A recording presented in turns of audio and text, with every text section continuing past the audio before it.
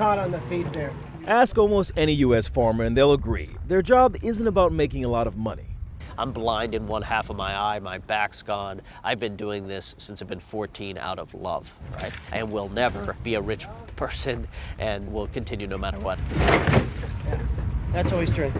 Bren Smith is an oysterman on the Long Island Sound, just off the Thimble Islands in Connecticut. My plan is to die on my boat, right? And that'll be happiness. He may not look like your traditional farmer, but Smith grows oysters, clams, and seaweed. He also harvests salt and sells them directly to restaurants. He's part of a growing trend.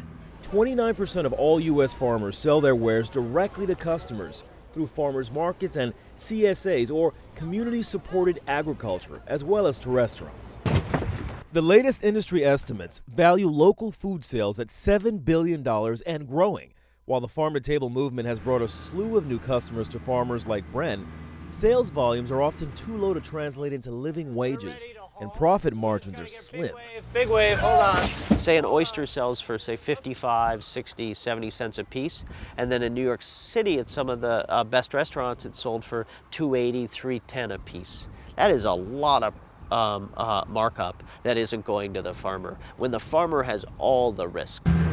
Risks that for Smith included Hurricanes Irene and Sandy, which wiped out his oyster stock twice. He says the farm-to-table movement has been critical in raising awareness and celebrating farmers, but it isn't putting enough money in his pocket.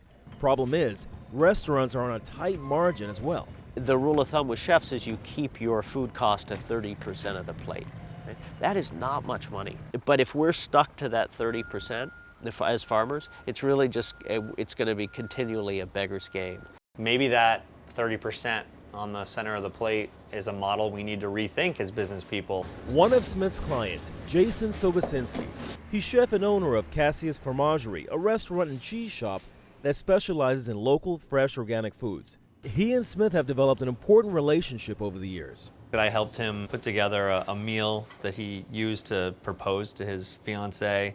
He says he pays more than the 30% rule of thumb, but also says local, sustainable food is expensive, which makes his menu more expensive, with an average dinner entree costing around $20. It's expensive to be healthy in America.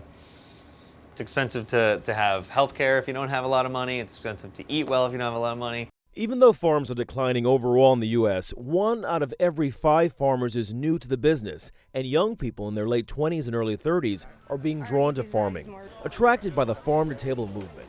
But economists say it takes 3 to 5 years to start to see any profit through farming. Certainly not everybody's succeeding, but there's been enough people succeeding to show evidence that it was a doorway into industry that has been very hard to enter if you were not born or married into in the past. Smith says last year was the first year he made money in 4 years, and it's largely because he diversified his business, with a third of his revenue coming from CSAs and a third coming from education, partnering with local schools and universities.